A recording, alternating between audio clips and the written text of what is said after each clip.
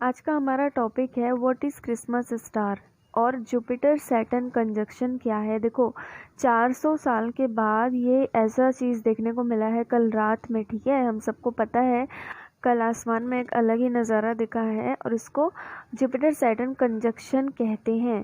तो ये क्या था और क्यों था हम डिटेल में डिस्कस करेंगे, क्योंकि सभी एग्ज़ाम्स के लिए इम्पोर्टेंट है, कभी भी पूछ सकता है। ठीक है, तो चलिए स्टार्ट करते हैं।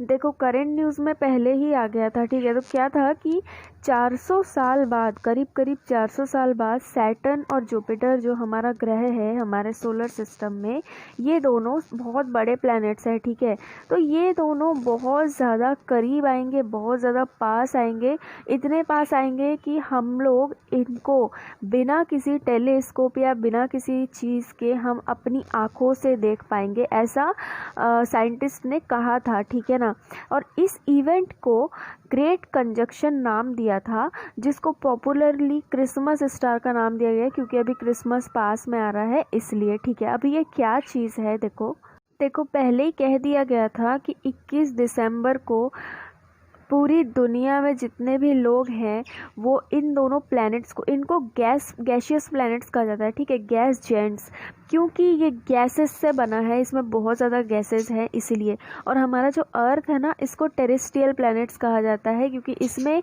रॉक्स बहुत ज़्यादा है। ठीक है, तो ये दोनों जो गैशियस प्लैनेट्स है ये बहुत ज़्यादा एक दूसरे के पास आ जाएंगे, लेकिन देखो ये दिख ज़रूर रहा था कि ये पास है, लेकिन फिर भी ये एक दूसरे से कई मिलियन माइल्स दूर है। ठीक है, तो बहुत ज़्यादा बड़े हैं ना, इसलिए हमको ये स्पेस में दिख जाता है। ठीक है, यहाँ से हमको दिख जाता है ये बहुत ज़्यादा बड़े हैं इसलिए, लेकिन ये उतने पास नहीं है जितना हमको लगता है, ये मिलियंस माइल्स दूर है एक दूसरे से।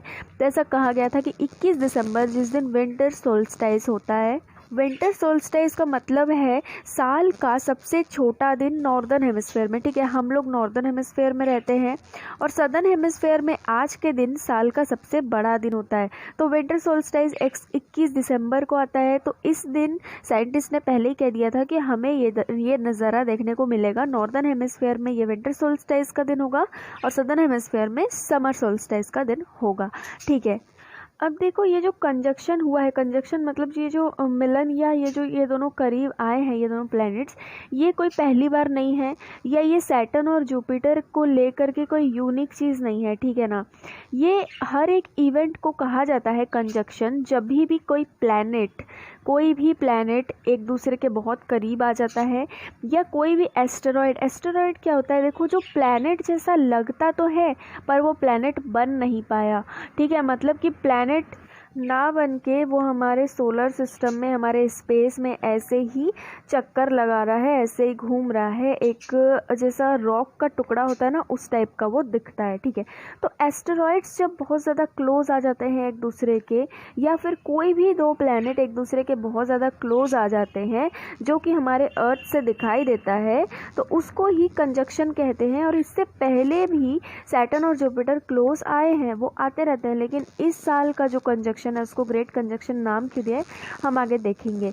देखो 2005 के जून महीने में स्पेक्टाक्यूलर कंजक्शन हुआ था, वो भी आसमान में देखा गया था। ठीक है ना, इसमें क्या हुआ था कि मरकरी, वीनस और सैटर्न, ये जो 3 ग्रह हैं ये एक दूसरे के बहुत ज़्यादा पास आ गए थे हमारी आसमान में, इसको देखा जा रहा था। ठीक है ना, ये तीनों प्लैनेट्स बहुत ज़्यादा करीब आ गए थे एक दूसरे के, तो इसको भी कंजक्शन ही कहते हैं। मतलब सैटर्न और जुपिटर करीब आए हैं तो ये नहीं है कि इसको ही सिर्फ कंजक्शन कह रहे हैं। ठीक है, कोई भी प्लैनेट या कोई भी एस्टेरॉयड जब इस तरीके का अपना पोजीशन बनाता है तो उसको कंजक्शन ही कहते हैं।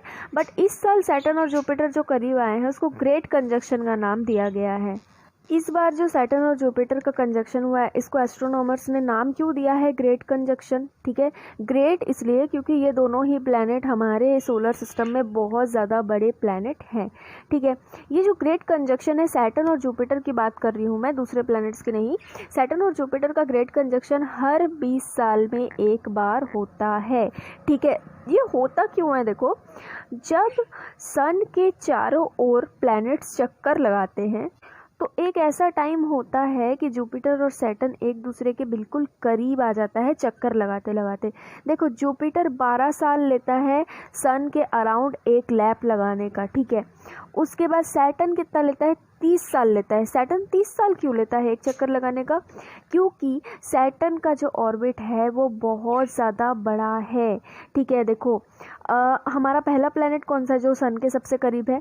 मरकरी। ठीक है, मरकरी का ऑर्बिट सबसे छोटा है, मतलब कि वो सबसे जल्दी सन के चक्कर लगा लेता है। ठीक है, मरकरी, फिर वीनस आता है, फिर अर्थ आता है, फिर मार्स आता है। ये चारों प्लैनेट को टेरेस्ट्रियल प्लैनेट्स बोलते हैं, ये भी ध्यान रखना। ठीक है, उसके बाद जुपिटर, सैटर्न, यूरेनस और नेपच्यून आता है। इनको गैसियस प्लैनेट्स बोलते हैं। देखो तो इस सीरीज़ के हिसाब से जिस तरीके से सारे प्लैनेट्स लगे हुए हैं, सीरीज़ में 8 प्लैनेट्स हमारे, तो उस सीरीज़ के हिसाब से जुपिटर और सैटर्न काफ़ी पीछे है। ठीक है, और जितना वो पीछे होंगे, जितना जो प्लैनेट पीछे होगा उतना ही उसका घेरा बढ़ता जाएगा। ठीक है, उसका ऑर्बिट उतना ही बड़ा होता जाएगा। इसीलिए जुपिटर और सैटर्न काफ़ी पीछे है, इसीलिए सन से दूर है। तो सन से दूर है तो इसका ऑर्बिट बहुत ज़्यादा बड़ा है। सैटर्न 30 साल इसलिए लेता है कि दूर होने की वजह से, सन से दूर होने की वजह से सन का जो ग्रेविटेशनल पुल है वो बहुत ज़्यादा वीक होता है इसके लिए। ठीक है, और ग्रेविटेशनल पुल सन का कम होने की वजह से सैटर्न जो घूमता है वो बहुत ही स्लोली घूमता है। ठीक है, बहुत स्लोली मूव करता है। ठीक है, इस वजह से 30 साल ले लेता है एक राउंड लगाने में। और एक बात बता दूँ, हमारा जो अर्थ है वो सन से थोड़ा क्लोज है। ठीक है ना, तो इस वजह से सन का जो ग्रेविटेशनल पुल है वो अर्थ में काफ़ी ज़्यादा होता है। देखो ये जो दोनों प्लैनेट है जुपिटर और सैटर्न, इनके ऑर्बिट मैंने आपको बताया बहुत ज़्यादा बड़े हैं। तो हर 20 साल में ऐसा समय आता है कि जुपिटर और सैटर्न एक दूसरे को क्रॉस करते हैं। ठीक है, घूमते टाइम जुपिटर और सैटर्न एक दूसरे को क्रॉस करते हैं। तो वो जब क्रॉस करते हैं एक दूसरे से आगे निकलते हैं, तब क्या होता है कि एक ऐसा टाइम आता है जब दोनों एकदम पास में दिखते हैं। ठीक है, तो उसी समय को कहते हैं ग्रेट कंजक्शन। ये याद रखना।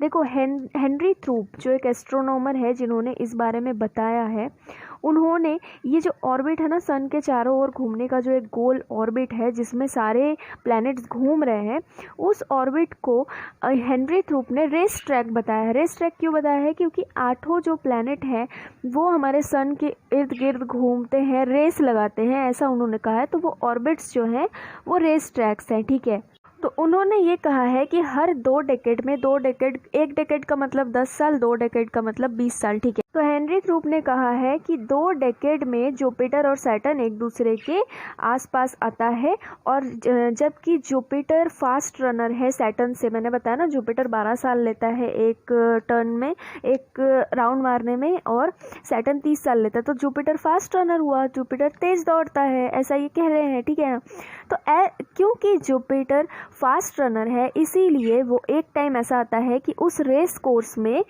सैटर्न को पीछे छोड़ते हुए जुपिटर आगे निकल जाता है, जो ओवरटेक करता है। जहाँ पर आपने गाड़ियों का ओवरटेक देखा होगा, आपने किया भी होगा, तो उसी तरीके से एक पॉइंट पे आके जब जुपिटर सैटर्न को ओवरटेक करता है, जुपिटर फास्ट रनर की तरह सैटर्न से आगे निकलता है, तो जहाँ पर जिस पॉइंट पे वो आगे निकलने वाला दृश्य हम देखते हैं वही हमने कल रात में देखा है। ठीक है, दोनों एकदम आसपास दिखे हैं।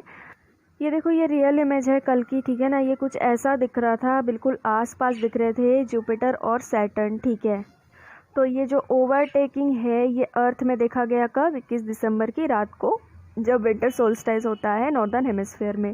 ठीक है, ये दोनों प्लैनेट्स ऐसे दिख रहे थे जैसे कि एक दूसरे के बिल्कुल करीब आ गए हों, बिल्कुल एक दूसरे से चिपक गए हो, बट ऐसा नहीं है, मिलियंस माइल्स अपार्ट थे ये। ठीक है, अब हमने ये तो डिस्कस कर लिया कि ये कंजक्शन क्या था, लेकिन 2020 का कंजक्शन बहुत रेयर क्यों कहा जा रहा है, बहुत स्पेशल क्यों कहा जा रहा है?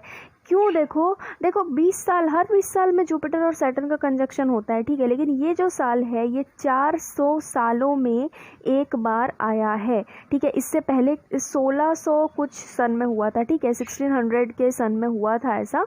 तो जुपिटर और सैटर्न इस साल सबसे ज़्यादा करीब आए थे। अब खुद को ओवरटेक करते टाइम, एक दूसरे को ओवरटेक करते टाइम जुपिटर और सैटर्न सबसे ज़्यादा करीब आए थे। ठीक है, 400 सालों में सबसे ज़्यादा करीब आए थे। हर 20 साल में होता है बस, बट इस साल सबसे ज़्यादा करीब आए थे।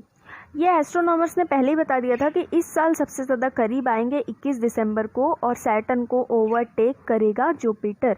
ठीक है, जुपिटर और सैटर्न ब्राइट प्लैनेट्स हैं, हम सबको पता है, नेकेड आई से इसलिए सारी सिटीज़ से दिखा गया है। अगर कोई और प्लैनेट होता तो देखने में प्रॉब्लम होती, क्योंकि छोटे प्लैनेट्स हैं, लेकिन ये दोनों इतने बड़े प्लैनेट्स हैं कि बल्ब जैसे दिख रहे थे। ठीक है ना, और कोई भी टेलीस्कोप की ज़रूरत नहीं थी, नेकेड आई से लोगों ने इसको देखा है। लेकिन जब ये कंजक्शन हो रहा था उस टाइम ये 400 सालों में इतने ज़्यादा क्लोज आ गए थे इस साल कि इसको ग्रेट कंजक्शन का नाम दे दिया गया और क्रिसमस स्टार का भी नाम दिया गया। ठीक है, तो इसीलिए ये रेयर व्यू हो जाता है, इसीलिए इस साल ये बहुत ज़्यादा चर्चा में रहा है, क्योंकि 4 सेंचुरीज़ के बाद ये इतना ज़्यादा क्लोज हुआ है। ठीक है, तो ये था हमारा आज का टॉपिक, हमने डिटेल में सब कुछ डिस्कस कर लिया है। आई होप आप सबको समझ में आया होगा। अगर आपको कोई भी डाउट या कन्फ्यूजन हो तो आप मुझे कमेंट में पूछ सकते हैं। ठीक है, थैंक यू।